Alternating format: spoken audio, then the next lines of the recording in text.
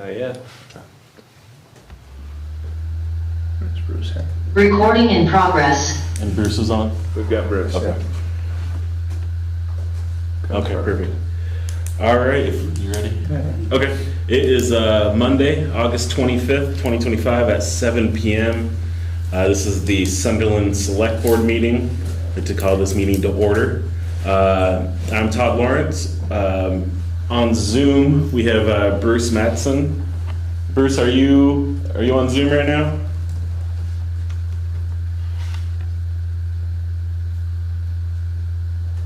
All right, we'll come back to Bruce.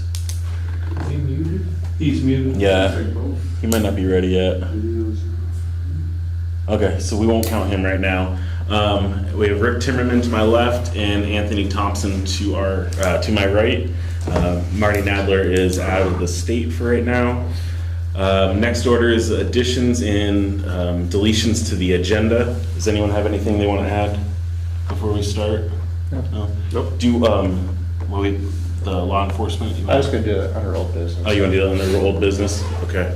I think the one thing that I was going to add, was going to be the law enforcement with the speeding that was going to discuss. So I have nothing for that. Number 4, approval of the minutes from August 11th, 2025. Any discussion on that before we? Yeah, actually, just a couple modifications to it. The date should have been Monday, August 11th. And then under item number 10, new business A, the presentation of the new town personnel policy, that should have been Marty.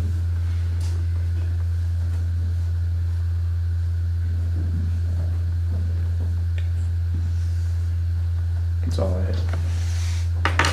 Other than that, was an excellent meeting run by Anthony. Okay, good. Flattered. Okay, good. All right. I guess since there's 3 of us, because Bruce hasn't chimed in yet, I'll make a motion. I'm here. Oh, hey, Bruce, can you just identify yourself? I'm Bruce Madison. All right, perfect. So with those changes, I'll make a motion, we accept the minutes with those Okay. changes. second. Okay, all in favor of accepting the August 11th minutes with those revisions, please say aye. Aye. Fine. Okay, any opposed? Oh, okay, those minutes have been approved with those revisions. Item number 5, public comment. Anyone, members of the public, wish to make any comments?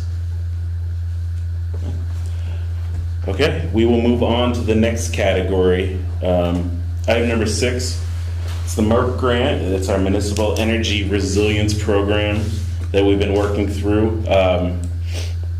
To start with that, I have invited Callie Fishburne with BCRC, and I don't know if we want to just go into the grant and discuss anything, or the first item that I was going to talk about was the estimate for the wetlands and native plants, and then also the review of the prior recommendations. That's kind of where we were gonna start off. I brought some printed copies Okay. of things to Yeah, refer perfect. to for myself. Okay. I mean, I don't have anything like, presentation wise Yeah. or anything like that, but mostly just here to answer questions and also I took a look at the recommendations from Sunderland and noted things that were recommended that could necessitate a scope amendment that you would have to do with BGS, Okay. the entity that you entered into the grant with. Yeah. So we can get into that conversation Okay. if you want to talk about that. I wasn't sure if you had a specific run of how you wanted to go through this. Yeah, I think with our conversation that I sent an email out, it was more of, I think, with all the things with the MERC grant coming closer together to get going, it was checking in to see if the town, before we started either purchasing things or going out to bid with things, if there was any specific issues. Oh, it's still there. It's a TV update, I think. If there were any specific issues the town had to deal with or had to be aware of before we started going out searching for the implementation of these recommendations. I looked on the MERP grant website, and it was mostly just talked about the sole source. Yeah. And then, so I guess the assumption was that we just follow our own town policy Yeah, you of follow your purchasing. municipal procurement policy. Okay. Because these are state dollars, so like federal requirements don't apply Okay. To this money. Okay. So it's just following your own procurement policy. And then, yeah, if you're only like, I guess in the instance of sole source, like if you only were able, like got a response, if you were looking for quotes for like a heat pump, let's say, if you Yeah. only got one response from somebody, then, you could, if they, wanted proof, you could say, well, we sent out inquiries to 2 or 3 firms, but we Yeah. only heard back from one. Okay. It's, really just like making sure that you're, following your procurement policy first and foremost. Okay. And then, getting multiple quotes whenever possible, just to ensure that the town is getting the best price Okay. possible, which of course you would want that to Yeah. be the case as well as the Yeah. state, so. Okay. Yeah, and I guess just because I'm still learning a lot too about this whole process. So like the engineering thing that we can talk about in a little bit, that's more of a specialized thing. So like, would it be expected for us to go out for multiple engineering firms, or if one's like a trusted source that has familiarity with our town, it's okay to just go with one as opposed to going out to a whole bunch of engineering firms compared to like, Yeah. installing a door or stuff like that. It's a Right. little different. Yeah, I don't know the specifics of your procurement policy. It could say that like up to a certain amount, Yeah, like, or within yeah. a certain amount, you don't have to, you can just, but I haven't Okay. seen the details of it, so, but most of procurement policies I'm familiar with have different like purchasing thresholds, like within this amount, Mhm. you don't need to, it's considered Okay. like just incidental, or within, and then another range, maybe you get 2 quotes all the way up to like big formal sealed bid process, Yeah. if it's like a big construction project. So, again, I don't know what thresholds you have in your procurement policy, but also I think, what you just said in terms of like, well, this is, we want to go with like a trust, like one we've maybe worked Mhm. with before and gotten a good, price from, then Yeah. that would probably be sufficient. Okay. And I think it's more just like, I don't think that the state BGS, Buildings and General Services, if I Yeah. say BGS a lot, that's what I mean. They're not gonna be probably every single purchase, like show me your sole source or show me your. Gotcha, okay. It's really just more like if they, they Okay. might do a spot check or something like Yeah, that, but but. as long as we're doing our normal purchasing Yeah. policy. Okay. Yeah. That's just, Yeah. I just want to make sure, because it is a large grant, so I just want to make Yeah. sure before we get moving that we're all, I think for the smaller items, I mean, Yeah. we, up to 5,000, we don't have to go through a yeah. formal process. And then there's some flexibility from 5,000 to 150,000 and stuff, so. Okay, do you guys have any questions on purchasing or anything like that?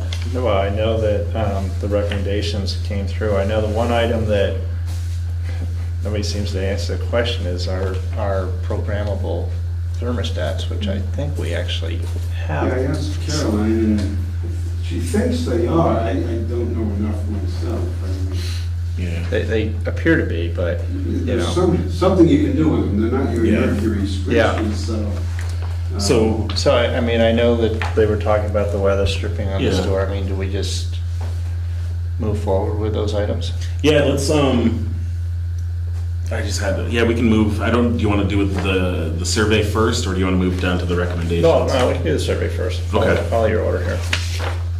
Yeah, so that kind of answered, I just wanted to make sure we were all squared away with the purchasing stuff before we got going. But then, so yeah, that kind of leads us to this estimate that we got for the wetlands native plants delineation survey for the town hall property. And I think that was another question, is that one of the things, does that have to be amended with the state at all, or no?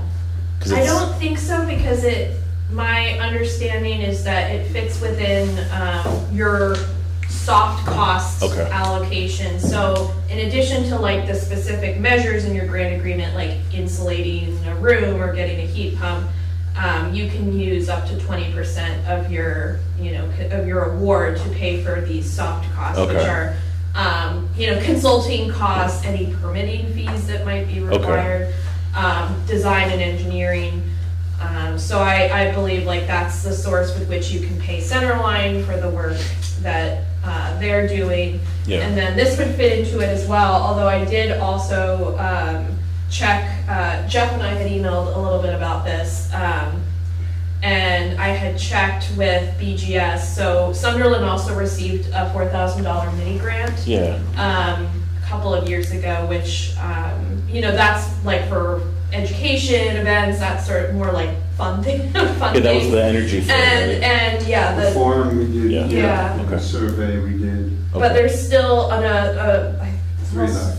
almost 3,000, remaining, which could also be used to put towards the cost of the Okay. wetlands consultant, because they recognize that, there may be some additional, design and engineering needs that come up, and they wanted to make the mini grant flexible. Okay. So that is an option. Again, the town has about $2,988 Left on left that, okay. on that grant.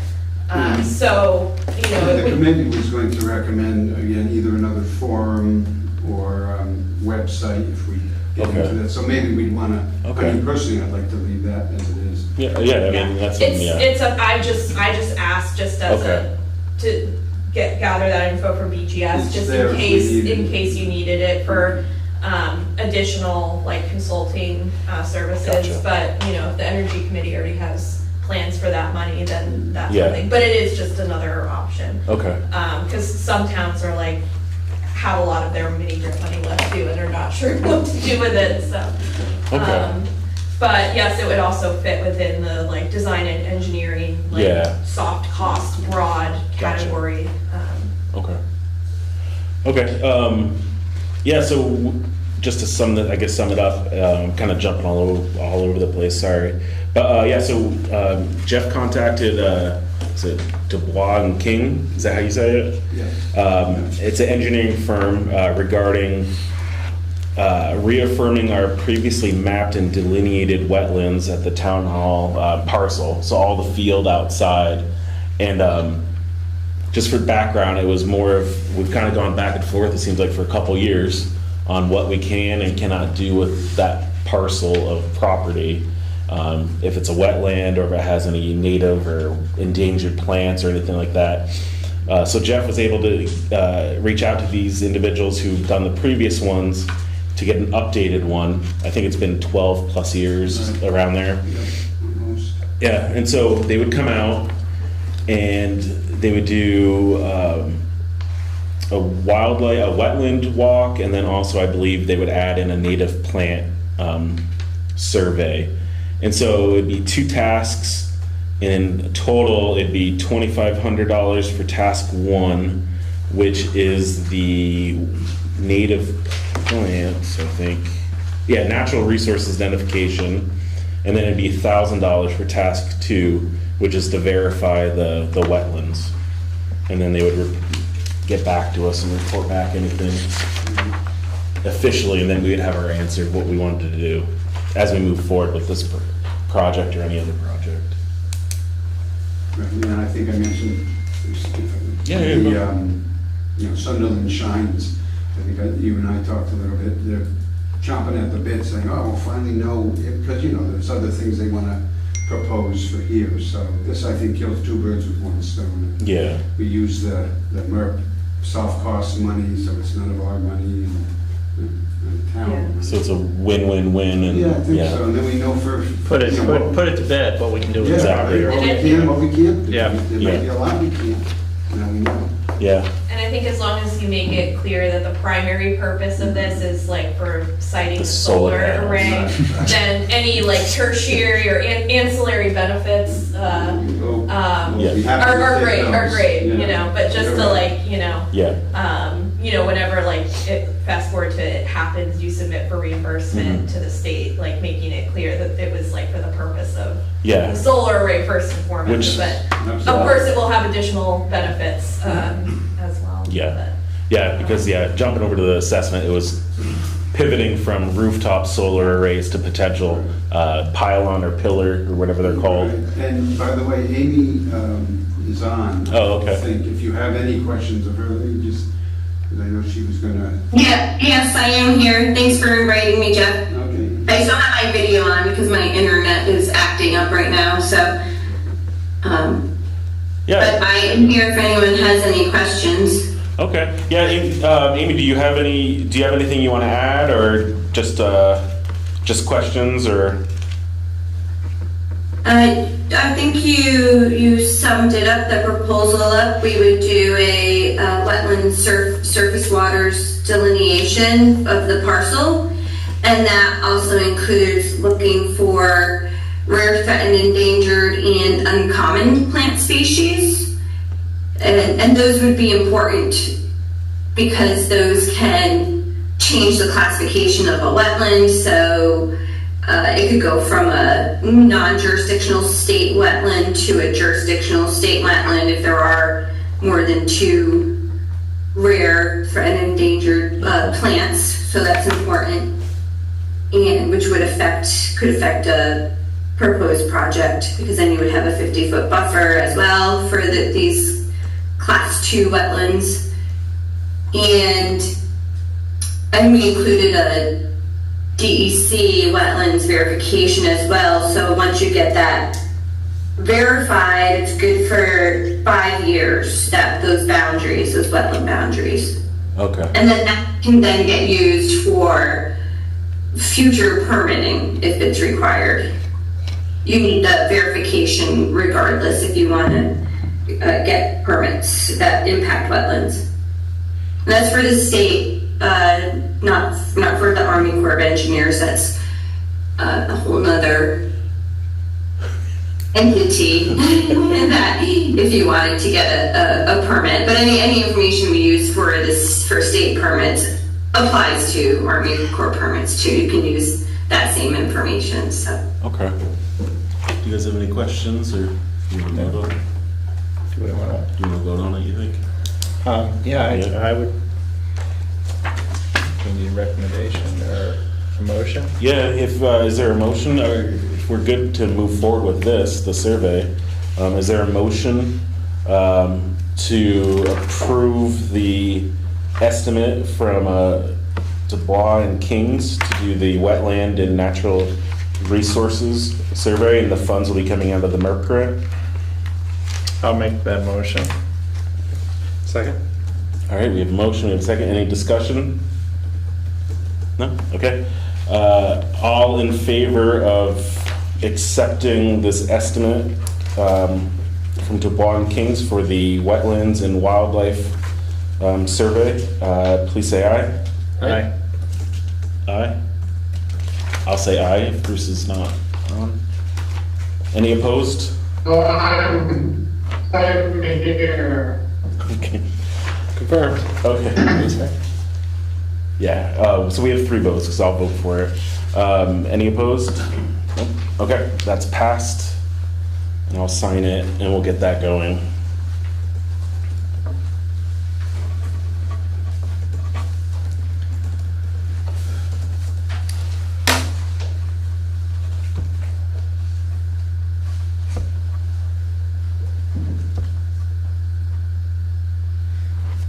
Okay, and that's today's the 25th. Okay, and that kind of leads us to that next part, the Centerline Architects. And yeah, so we had at the end of July, we had a presentation from Centerline, and it kind of went through what their initial estimates are, and just to get the ball moving on that. And you said, was there anything that you saw that would need to be changed beforehand, or is that only if we approve it for the state, the BGS amendments or anything? Yeah, I mean, there would need to be a scope amendment only if you're choosing to go Okay. forward with the recommendations put forward by Centerline. Okay. So I had gone through and highlighted in the recommendations a couple of places where I thought that might need an amendment, should you choose to accept and move forward with all Centerline's recommendations. Oh, okay. It's not a lot, and the amendment process itself is fairly simple. It's basically like sending a short narrative, like paragraph to the BGS MERP email that they have set up, saying what you're requesting and why. And the why would, you'd probably just attach this recommendations sheet and say, because our consultant said so, or, recommended, Yeah. and we chose to go with that recommendation.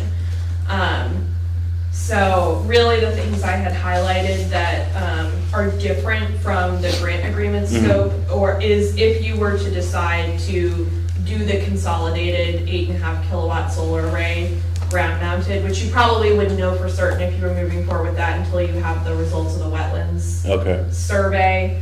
But if you did decide to move forward with that, that would necessitate a scope amendment, because as it's written right now in your grant agreement, it's for 2 rooftop arrays, one on the garage, one on the town office, so. Okay.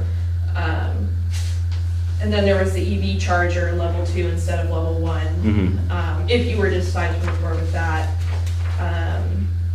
And then I think the other one I had flagged was for the town garage, the recommendation is to replace the 2 man doors. Yeah, the smaller doors, right? Okay. Yeah. Replace them entirely with insulated doors. That wasn't initially mentioned in the Okay. town garage scope of, it just talked about insulating and air sealing the different doors, but it didn't talk about full-on replacement. So Okay. if you decide to go that route, that would be an Okay. amendment. And you wouldn't need to do like 3, if you did all those 3, you would need to do 3 separate requests. It could just be a paragraph that says, we're working with this consultant, they recommended this, this, and this, Yeah. and you just, and we would like to move forward with their recommendations, here's their recommendation sheet. Okay. And then typically, if everything looks good on their end, they just amend the scope and send you an updated grant agreement for signature, and then you're good. So it's a pretty simple process Yeah. if you decide to go with the recommendations from Centerline. Okay. Yeah, go ahead. Please. And number 1, Kelly, the structural engineer, that's okay, correct? Is that one, number 1 for the town garage? Oh, in the town garage.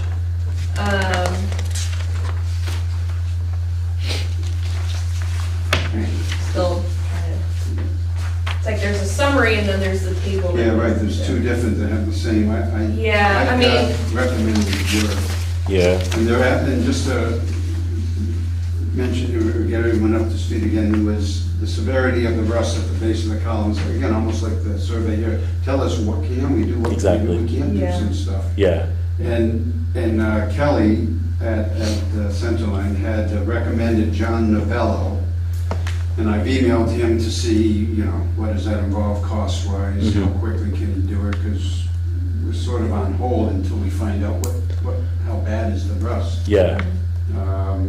So I guess my question would be to Kelly though, is can we go ahead and replace the 2 man doors and then do the blower test in November to see if that helped, or do we, which comes first type of thing? Yeah. Do we do the engineer very first thing before we do anything? I mean, replacing the man doors I don't think is gonna matter to the columns, the rust. Yeah, and then those doors too, that won't, we won't need to really deal with that until winter in terms of any benefit for those doors too. I mean, I kind of think, yeah, the survey to see what we're even working with would be the way to go first. On the columns? Yeah, on that garage, because so much of this grant expense is kind of tied to that garage. Right. And that's kind of what I feel. I don't know what everyone else kind of feels about, before we even touch any of the other stuff in that garage.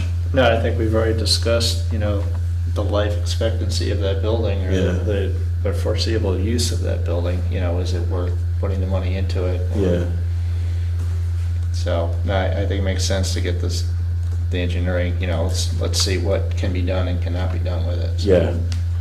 So I'll get back to you when I Okay. hear from him, probably in the next day or 2. Okay. Cost, Yeah, and then we'll, timeline, and we can go the next meeting, we can add that to the agenda for the next meeting, and we can vote on that. and that would be, I'm pretty sure, Softwares. I'm pretty sure structural engineer would fit within that. Okay.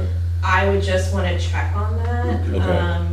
Because I wouldn't want you to get to the point of voting on it Yeah. to go forward with it and, Okay. I would think so, because again, it's part of the engineering. I know unfortunately this grant is not like a renovation. Yeah. It's first and foremost energy efficiency, so if there are some needed renovations as part of that, that's usually how you can fit it in, but it's not first and foremost a renovation Yeah. grant, which Okay. I know, I'm sure the town garage would badly need that type of grant if that was available. And as we've discussed, within that energy, Yeah. there's also levels, as you Yeah. Yeah. mentioned, Todd. And that was, Sealing it up is number one, solar is strangely down At the there bottom, yeah. but- Yeah. So we want to go in that order, pretty much the priority. and that in terms of the structural too, I mean, if initially it was putting solar on the roof, and then it was with the various levels of insulation and the options of insulating. So I mean, I guess it would depend to the structural integrity of the building, and then the sheet metal on the outside and stuff before we even insulated it. So I guess that would be the thing. Would that be something, would you check with BGS, or would that need to be me? I can, Okay. and I could CC you Okay. if you'd like. Yeah, I typically like, I will get questions from towns and often Okay. call or email them for answers and pass that Okay. along. But yeah, I'm happy to send an email and copy you on that. Okay, I think that'd be a good start for that garage before we Yeah. even move forward with the other discussions. And then the doors, naturally, I think we can figure out. I mean, I don't know cost-wise if we want to just get a cost for the next meeting too, and just in case. Yeah, I've got a guy that does some work in my house, I could ask him, I don't know if you guys probably should. So you're just talking insulated doors, the side door, and the Yeah. main door, yeah. I It's mean, not a big job. I mean, Yeah.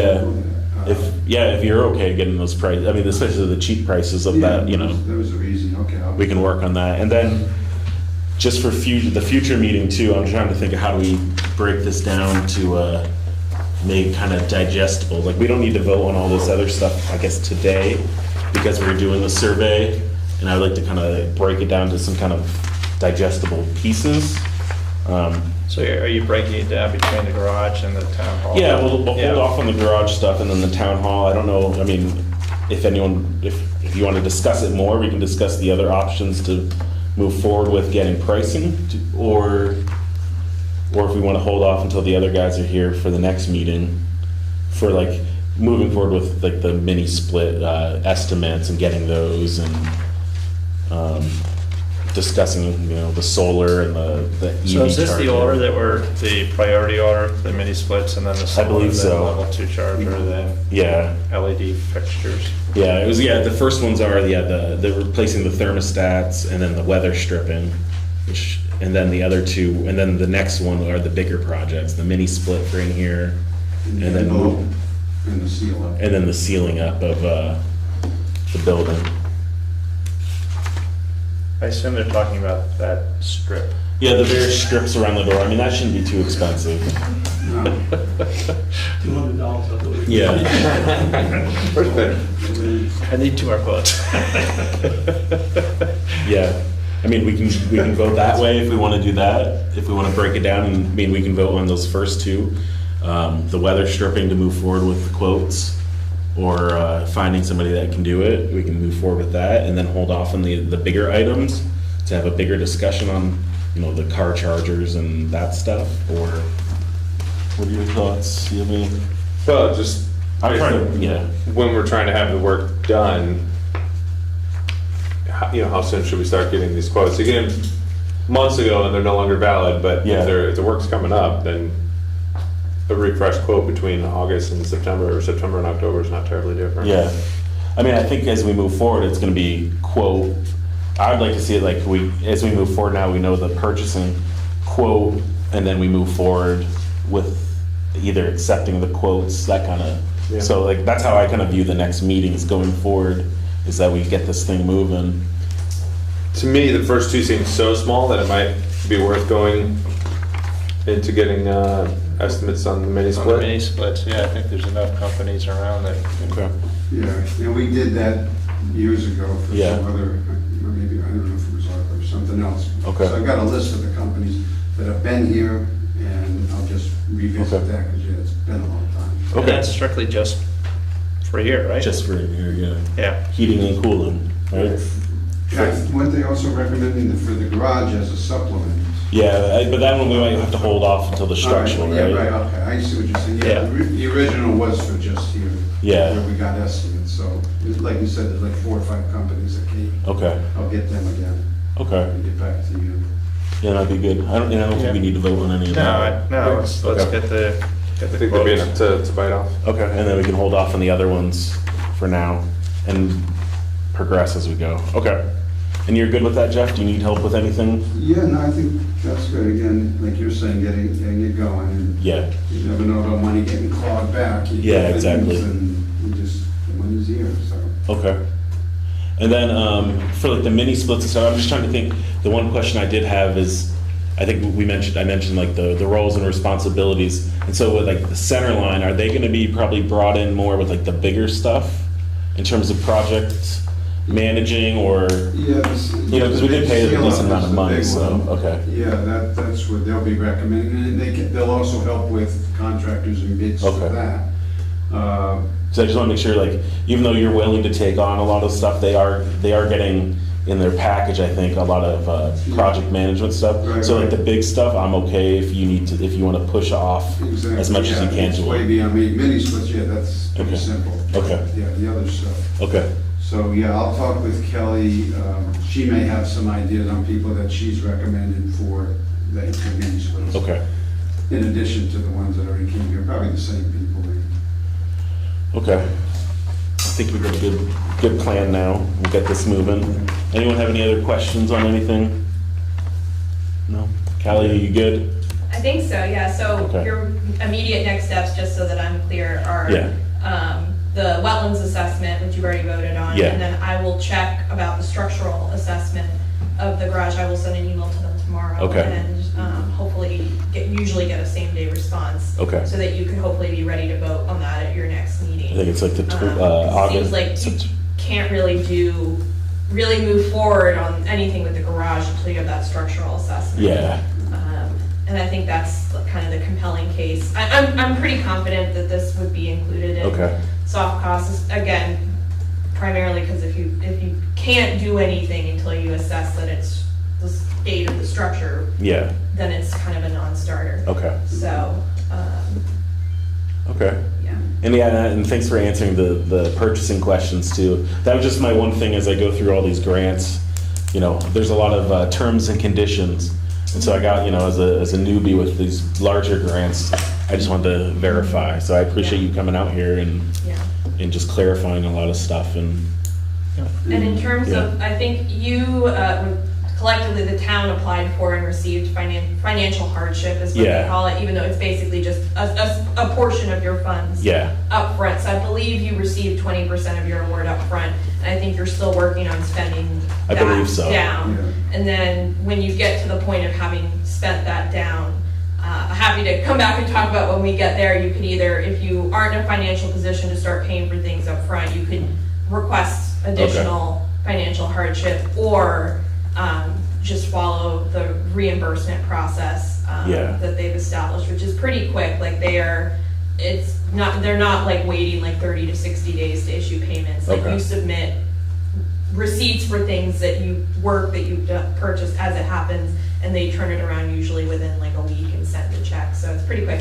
But we can get there when we get there. But I Okay. just wanted to let you know that I believe you're still in the process of spending down your Yeah. initial Yeah. none of upfront that's- payment. So yeah. I think we've only, in this packet here, we got the center line line, yeah. of like 12 grand or something like that. It was out of the initial 20% or something like that. So there's a little bit left, but I'm assuming engineering surveys probably are a little more expensive than Yeah, I don't know. wetlands, so, but we'll find out. And Yeah. we got options and, yeah, and when it comes time to that, I've talked to Caroline a couple of times around like reporting and stuff like that. So I'm happy to like Okay. chat with her about That'd be great. that general process Okay. when it comes time for that.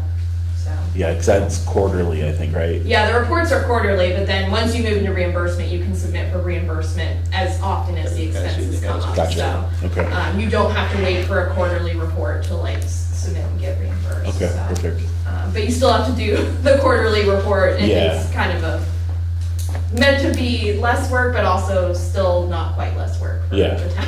So, but I'm happy to keep working with Caroline Okay. on that. Perfect. As long as that's kind of how it's set up with her handling that. Yeah, we're trying to take as much workload off the town clerk in the office for this whole thing. So yeah, whatever help you can offer would be great. Appreciate it. And then Jeff, for Dubois and Kings, Do you want me to scan this and send it to you, since you were the initial point contact, and you can reach out to them? This is the signed agreement. For you to sign, oh, you. Yeah, I did sign it, Okay, yeah. good. Yeah, you can. do I'll that. scan it, I'll send it to you No, tomorrow. I don't know, is Amy still there? I don't know if she needs an original. or- Okay. No, it's okay. Okay, but I'll check. Okay, I'll just scan it and I'll send it to you anyway, Good, just in case. thank you. And I just wanted to know, we had a couple members up there. Colleen, Scott, Andrew, anything that you want to add or questions? No? No, everything's good. Sounds good. Okay, Perfect. thank you. All right, yeah, if that's it for the MERP grant, we can move on. Yeah. And you're, Unless you have questions about something else besides MERP, otherwise I'll. I think we're And, good. Yeah, feel free again, like, just to remind everybody on the select board that all the regional planning commissions, like BCRC, receive separate money from BGS through this program to support towns. Mhm. So there's no like additional cost to you for my time for providing support to this. Appreciate That's covered separately through this program where we were allotted money to help all the towns. So just so that I'm sure you know that, but just to kind of reiterate that, like, there won't be like invoices coming from us for like, I attended this meeting. Gotcha. You know, so it's all just part of our, Okay, yeah, appreciate it. yeah. Thank you for coming out. Thank you for coming. I gotta run to you. so. Okay, thank you, Jen. Thanks, Jen. Nice to see you all. Yep, have a good night, drive safe. Okay, item number 7, proposed update to the town personnel policy. I had it as Marty, but I believe it is Rick, right? Do you have anything for the, no? For the town policy? Yeah, the personnel, were you reviewing that or no? I'm playing catch up, so. No, I mean, You're prepared to speak? No, if not, I can talk about it if you want me to. I think we discussed the changes last time, and it was Okay. more of a cleanup of the document. Is that correct, Anthony? Yeah, so there were only a couple of changes that Marty had gone over, and there were, I think it was issues where Clarifications he was trying to from save feedback. stuff, and it was not saving it correctly. that's one of the bits of feedback. Yes. So is there a newer version then? He emailed me a version on the 13th. So 2 days afterwards. Okay. Well, that's the first time he tried to email to me. I didn't get it to the 23rd because he had the incorrect email address. So it just came in on Okay. over the weekend, actually. I mean, I'm not sure if we had a first reading last time, or I don't think so, because it wasn't on the agenda last time. so we actually have to read through a policy for a first reading? Can we Or just ask our make it- expert in the crowd? Has it been reviewed by the attorney or VLCT? Yes.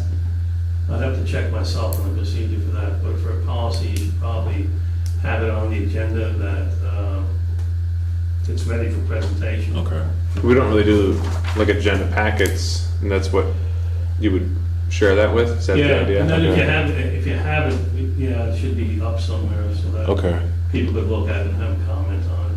Yeah, it was tough for me. I did try to look on like VLCT to find out what the procedure is. Sometimes it's tough to find. Like you can find stuff on ordinance, but like policies, it seems a little bit.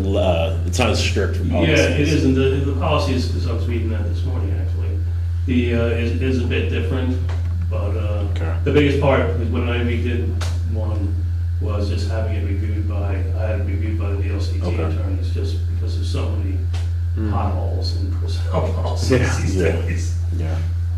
No, I know it's been reviewed, so why don't we just make it available either on the front, on our homepage, proposed policy. Okay. And then we can leave a copy at the desk too, right? Yeah. Can I include it in our minutes? If I just PDF it with our minutes when we post it? Yeah, you should be able to. They can add Laura can add attachments to the like links and stuff because there's a couple policies that are on there. Yeah. Yeah, we can do that too. Okay. And that will count, and then we can we can bring it up again to the next meeting. So I think you have to do it. Do you have a copy of it, Anthony? Not from that recent. All right, I'm saving it here, so. Okay.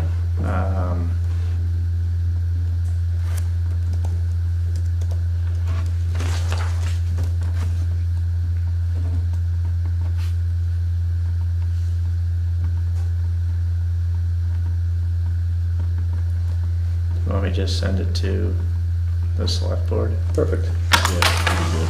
And that's the latest version. Okay. All right, and then we'll add, I'll make sure it's on the next agenda also. Do we have anything else for the personnel policy? Are we good for now as we continue with this? No, that's all. Okay. I have item number 8, road crew member hiring. I don't know if Bruce is still there or not. If not, I can just briefly. Yeah, I'm here. Okay, Bruce, I just put that on the agenda just to briefly mention that we're searching still for road crew member, correct? Yep. Okay. And so we're gonna be probably doing the posting again on, what do we use, paper? We use Bennington Banner and VLCT, right? Correct. Okay, They're online. Yeah. okay. And we're gonna start that. Yeah. Okay. On the personnel policy, the VOTC wouldn't actually do it. Merrill, the town's lawyer, reviewed it. Correct, yeah. Yeah. Okay. So I don't have anything else for road crew. I just wanted to put that on there though, just to publicly say that we're still searching, so. If we're good, we can move on to number 9, which is STR ordinance change with our zoning administrator, David. If you wanna. Yeah, Matt Jakubowski, who's with the Department of Fire Safety, and I were having a conversation, and Fire Safety is willing to come out and inspect STR short-term rental properties to make sure that they are following the specific parts of the code that apply to them. It's not a very onerous process, but there are certain things about railings, risers, are you using the right smoke detectors? It's pretty basic, straightforward things, but frankly, getting into measuring railings and everything else for fire safety is not in my scope.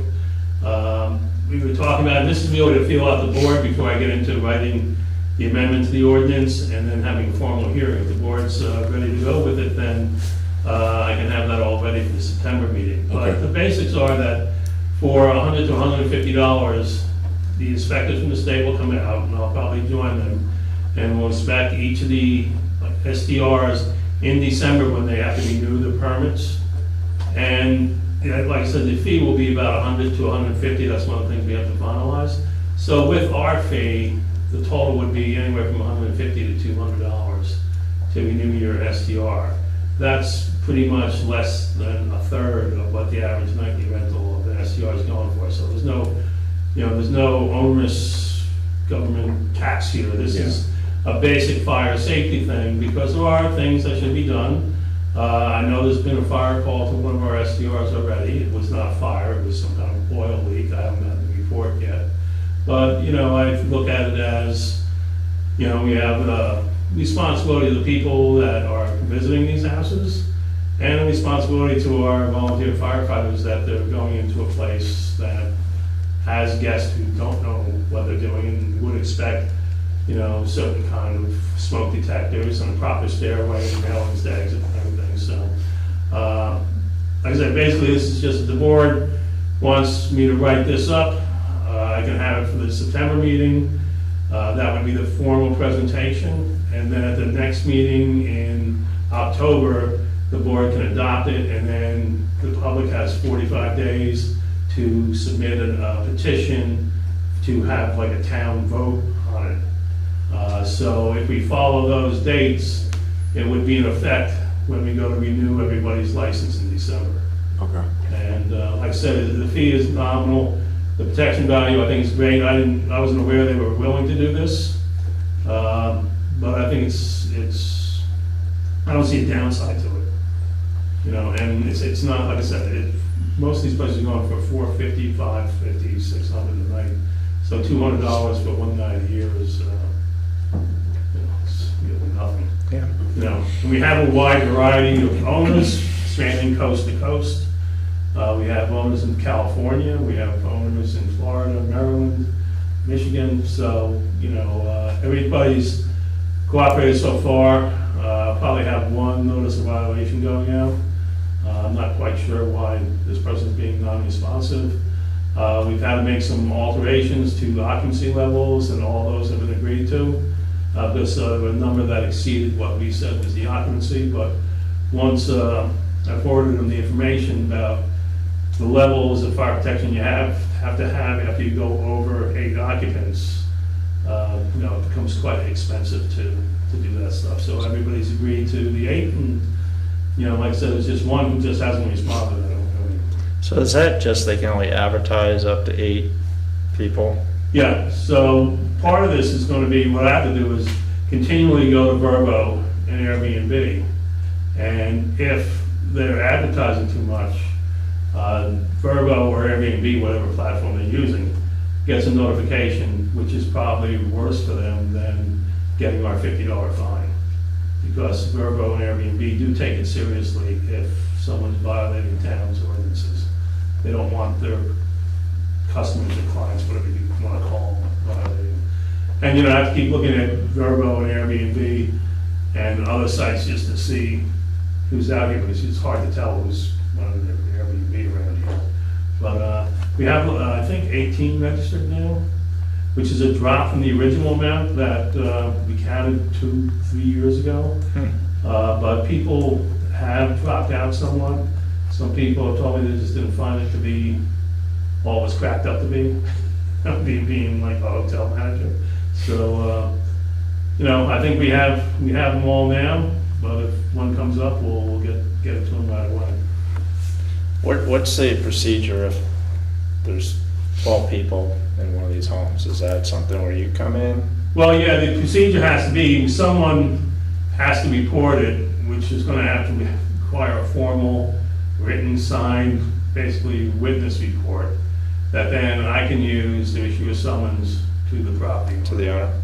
But, you know, it's like all ordinances, you know, if law enforcement doesn't witness an ordinance violation, the person who witnesses it is supposed to sign a complaint. In Vermont, it's a little bit different, where I would take that and I would sign the municipal complaint and move from there. But the people who witness the violation have to understand that they're being subpoenaed, you know, it's their accusation, and they're responsible for it. The big thing is getting to stop advertising for more. And that really kind of puts an end to it. If you only advertise, maybe you only get 8 people to show up. You know, someone slips in a 9th somewhere. But it's just for any house that was going to routinely have more than 8 people. Okay. So if you'd like me to go ahead with that, then I'll have a draft ready for the second meeting in September. And then, like I said, that can be the public presentation of it, and then we'll have the board vote the second meeting in October. Then we'll have 45 days, and come renewal time in December, it should be set to go. Do we need to do a formal vote to give you that, or? No, I'm Any of this just, has- this is totally informal tonight, just want to make sure that Okay. No, that's there's perfect. interest in it, and Yeah. I'll move ahead with it. Yeah, I think it's a good idea. Are there other? I guess my one question is with having the state in there, how, in terms of their workload, are they going to be able to handle all that stuff? They told me that it wouldn't be any problem. Okay. They would try and set up a couple of days. They're through here all the time. Okay. Right? And, you know, we'll just pick them off as we can make appointments with them. Okay.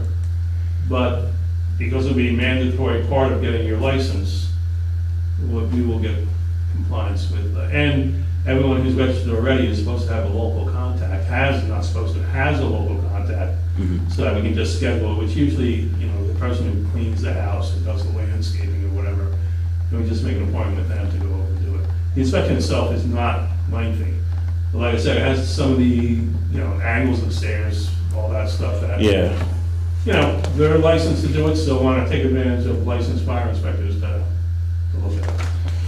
And then, I'm sorry, just because Caroline, secretary for the board, she puts this all together. So I just want to make sure the flow of, so we gave you the informal to go ahead, and then the next step would be you would come back to the board. In September, we'll make a formal notice. It'll be part of the agenda, introduction, the ordinance requiring a fire safety inspection. And then in October, you'll have, the board will vote on it, because you have to have 2 separate meetings. And then it's up to anyone to have a petition, It's 45 days. 45 days for a petition. Okay. So it's almost the same time frame as last year when we put this ordinance in effect. Yes, it's Okay. it's the same process. Amendments are the same as the original, so. Okay, yeah, I just wanted to make sure. I did have a question for you, if you're okay, regarding something different, but there was that email from one of the residents Yes. talking about the driveway cut. Yes, that's why I was reading policies this morning. Yeah.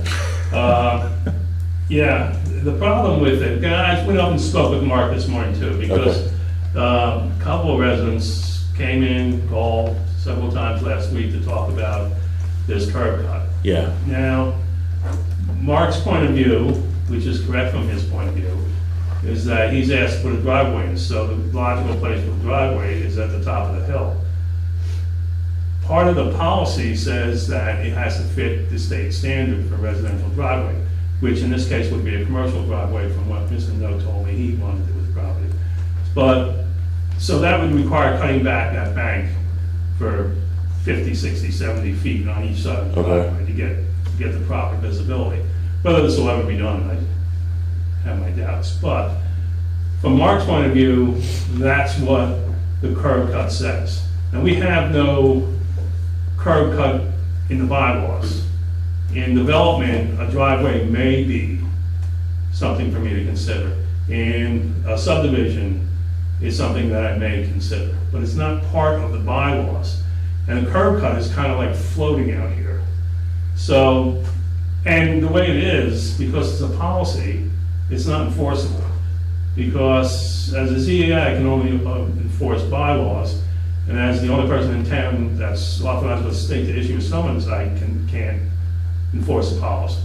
So I think what needs to be done here is the policy has to be reworded into an ordinance, or better yet, a bylaw that allows Mark to do the physical going out and measuring, stake the driveway out, and then we can take into consideration the location and whether or not it's something you actually want done. I mean, do you want to allow, where this is the crest of Kansas Road, Yeah. to issue a permit, which, you know, frankly, the way Mark has it, he had no option but to issue this permit. But to say that this is a reasonable place to cut back, it's gonna be a long cutback, plus ditching, Yeah. plus the culvert to get this done. It's, And that's the owner's.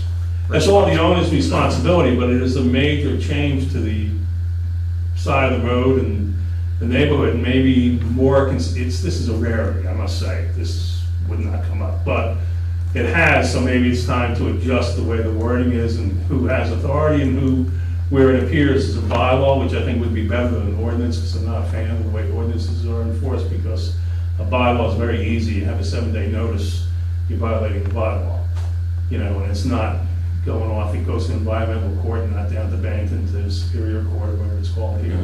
You know, so I think, if anything, this should just bring up that maybe we need to revise that, because part of that too, the restriction of one driveway to a residence is not only ignored in numerous properties in town, I don't know what really the basis of it is. I mean, the house I bought has a big circular driveway that comes in and out of the same place.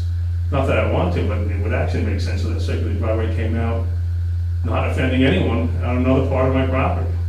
Because my property line is like 600-700 feet, so it wouldn't affect anybody.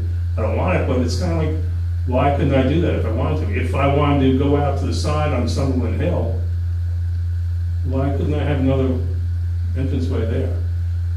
Because this came up with Jim Erickson when they were having a thing on his property, And the ZA was right at the time, saying, you can have 2 driveways, because it's a policy. Yeah, The policy is not enforceable. You know, it's a policies for personnel, yeah. you know, so, just something I think we should change. Her actual complaint, or their actual complaint, is valid until you look at the way Mark looked at it. Because if you build it to the state specs, they are gonna have visibility each direction. But is that what you want someone to be able to do? Because it's just taking down a huge chunk of the side of the road. And maybe it has to be, the thing that bothered me too with the curb cut application, not because of, you know, because Mark does, I never really pay much attention to him, but it just says, this address, Kansas Road approved. Doesn't stipulate anywhere about what you need to do. What they have to do to Yeah, comply. so it just says it's good. Yeah. Now, in my discussions with the property owner, which has been going on for years, but no solid anything going on, this has all been talked about commercial. So if he has to do a commercial driveway there, it's much bigger, has to be paved, have bigger culverts, and, you know, it's just something I think needs to be placed somewhere properly. Okay. And I think it worded as a bylaw, and we have till next August to amend bylaws before our town plan expires. Okay. We may have a new town plan by next August, but who knows? Okay. You know, we could do something as a bylaw and that allows Mark to do the actual physical measurement, because that's where it belongs. You go out, stake it out, and then, one of the questions I had was, you know, Mark didn't call me, but I can't find where it's supposed to be. You know, which makes me nervous. Is it really here at the crest? Or is it over here? You know, so it should be staked out so everybody can see. And then, you know, the other complaint that I had from them was, we weren't notified. We didn't know this will turn into a thing. Yeah. Taking down the entire bank of the road was gonna go on, so. I don't know, I think it's just something we need to change and work on the wording and have it But in the a meantime, little bit more of a review process. yeah. Meantime and intertime. Yeah, there's nothing, okay. Yeah, so in the meantime, there's nothing we can really, it's up to now, it's up to them, the owner, if they want to spend that investment on that. Yeah, basically. and if John knows the property owner, actually, I think his sister owns the property, but if it ever comes to, because they all had rumored that a permit had been issued to build something, nothing's been issued. So if John comes in, or I get something from his sister, we're gonna have a discussion about driveways Okay. and what this will cost, because it will not be cheap. Yeah. But then we should work on a bylaw or something. But that all is gonna fall back on state regulations. That, the bylaw's gonna go right back to state regulations. It's just, But even right now, right now, well, that's a good question, because nowhere in the bylaws does it say you have to build to state regulations, only in the policy. which is non-enforceable. Which is not enforceable. Now, I haven't read the actual state statute that mandates that driveways be built to this spec. If it was 7A, it would have to be built to that spec, but I believe the town has to adopt the state highway standards, which you probably have. I believe so, yeah. So it's probably there too, but it's kind of a backdoor way of doing it, but it's just something clearer. Because when they came in and were calling me, I was like, well, this is like over here, but it's kind of spinning off by itself, and its driveways are barely mentioned 3 times in the entire bylaws, and they're not even defined. It's just kind of, well, if you're building a development, you have to have driveways. A driveway can be considered development, but nothing specific. So I think just need to tighten this up a little bit. Okay. Okay, any other questions or anything for David? And like I said, I will, when a permit application comes in, we'll be revisiting driveways. Yeah, and we'll have to look into it more, the bylaws and all that stuff, so. Okay, and we'll move on for now to number 10, old business. Does anyone have old business? Yeah, I just want to address a few things, and I'm glad Dave's still here. This was a constituent or resident last week or 2 weeks ago, had a few complaints, I guess it was listed as. First one was quiet hours. I know we discussed it, but you can probably explain it better than I can. For Vermont, there's a state law called, or commonly referred to as noises in the night. And it basically covers anything that you think is disturbing you after a certain time at night. The town doesn't have an ordinance, doesn't have a noise ordinance. I've recommended calling the troopers for that numerous times, the sheriff's paper about repeated things, only, we don't even have anybody. And we pay the sheriff, same as here, we pay the sheriff there 20 hours a week. They're not gonna be on at midnight. Yeah. So call the troopers if they have someone available and they think it's worthwhile, they'll come investigate. But there is a state law, it's noises in the night that can address, that kind of an issue. It's not great, but the practicality is if you had an ordinance and someone calls at midnight and there's very small number of troopers on who have a huge amount of distance to cover, the stacking of things, your noise in the night complaint is still gonna go to the same level. Yeah. So, don't even see it worthwhile to consider an ordinance. It's just, it exists on the state level, and you call the state police and say, there's a wild whatever going on. Yeah, fireworks going If off, it's people or yeah. something, they're gonna be a little bit more concerned if it's like a huge wild party getting out of control. If it's someone shooting off bottle rockets for 20 minutes, well, they're not gonna come. I think that's what the incident was. Yeah, I think that was the issue was. And it's tough, right? It's not repeat offender, it's not Yeah. long lasting, it's tough And to even by the enforce. time they start, say they're endorsing, or the end of wherever, they're gonna come here and it's gonna be completely quiet. And then you get back to the person who called, well, they don't wanna sign anything. They don't even wanna talk about it. So, they just made a long drive for not much. Okay. No, I appreciate that. The other thing, another suggestion was, I believe it was referred to as the Sunderland Speedway on 7A, early mornings. I did reach out to the sheriff's office and ask them if they could at least, be there one morning just to see what was going on.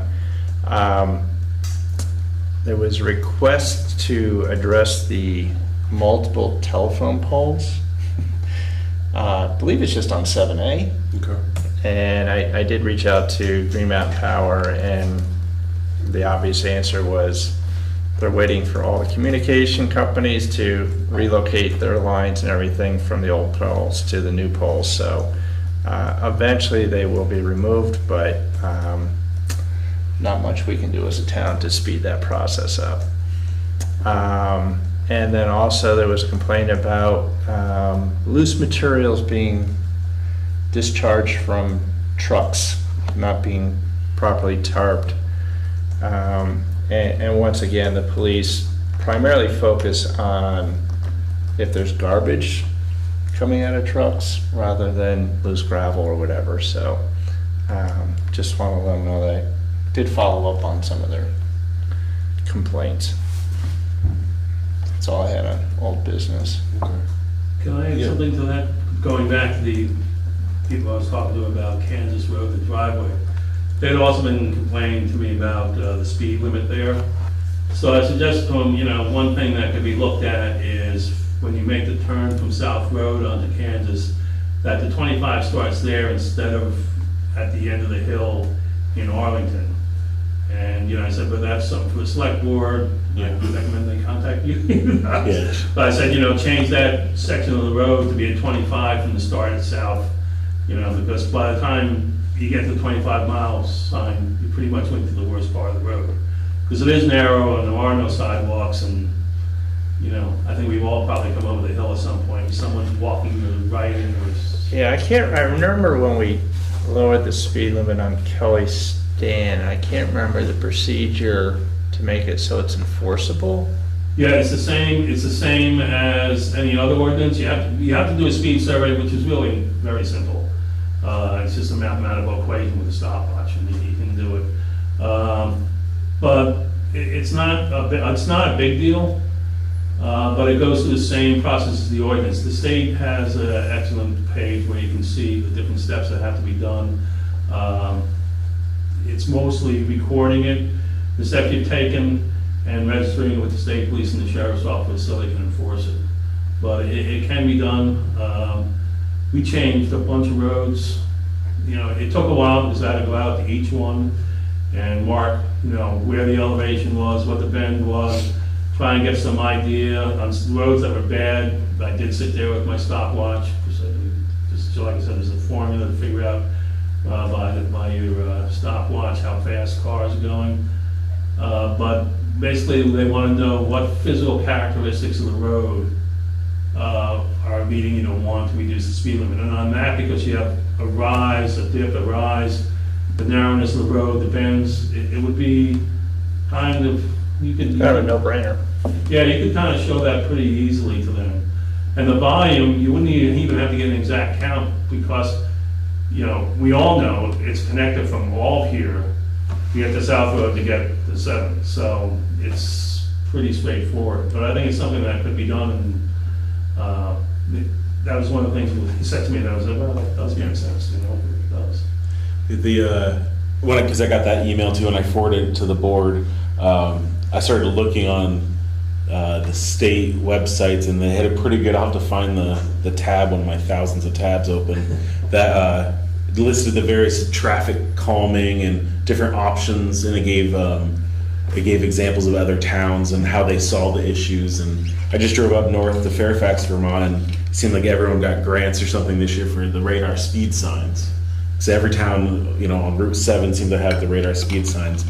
And also they mentioned some of them, they reached out to, like the smaller towns reached out to their regional planning commission to help with like the speed surveys, if that's something that because they have traffic engineers and stuff. And, you know, we don't have a town manager or an administrator to do the stopwatching and stuff like that. So that might be...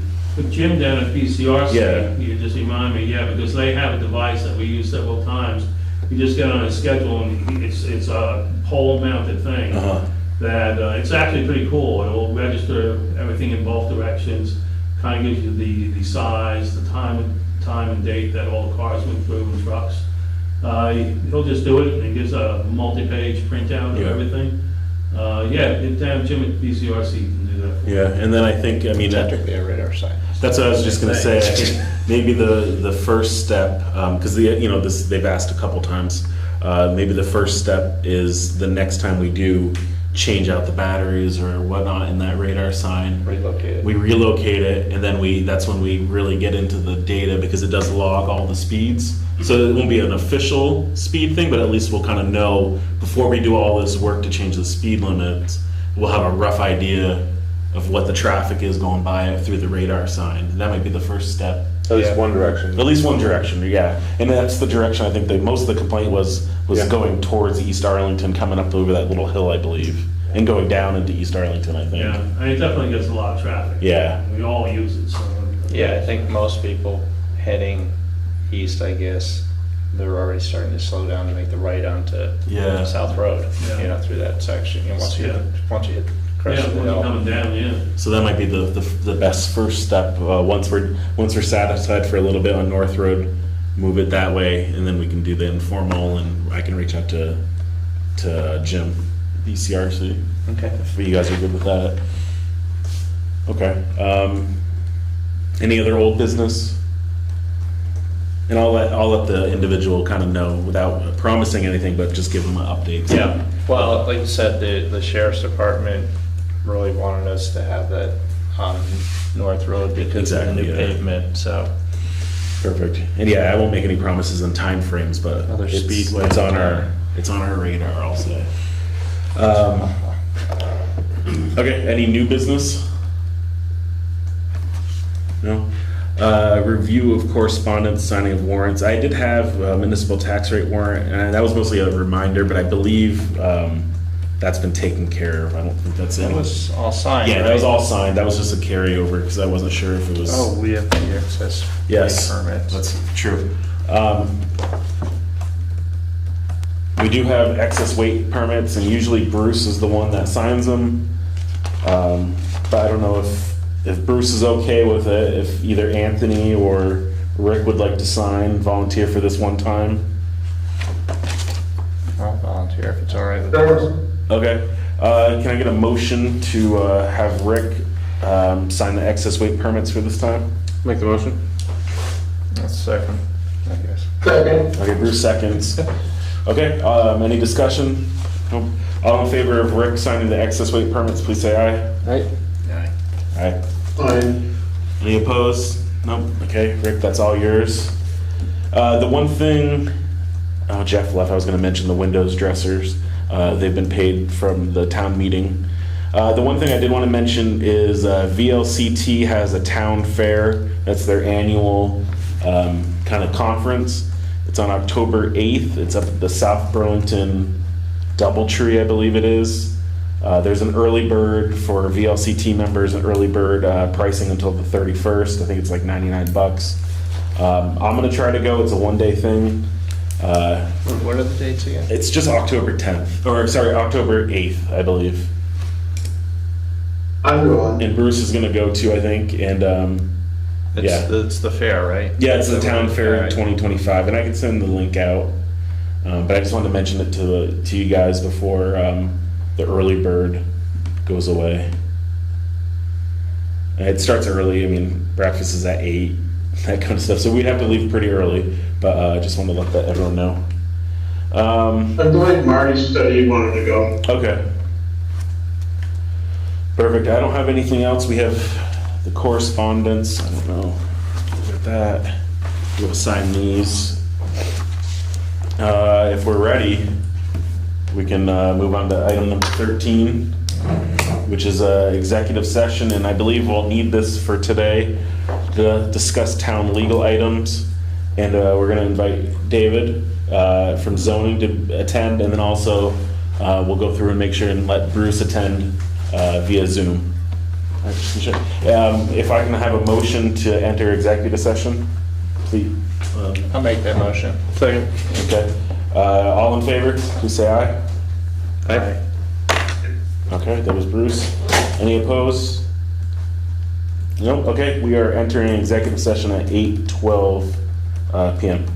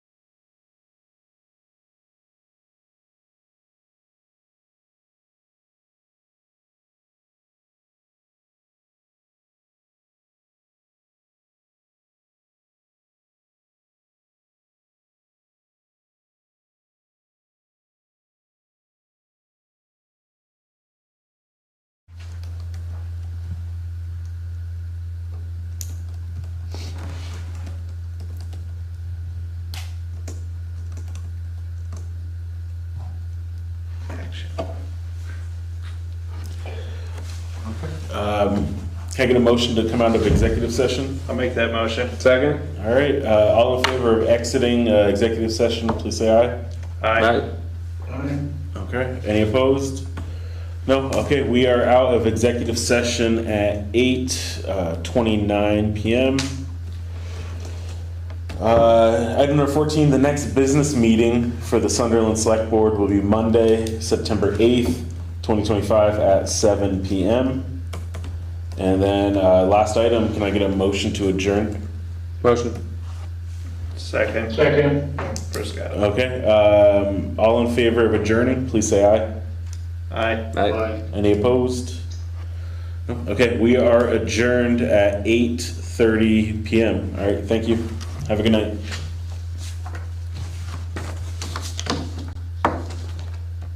Record.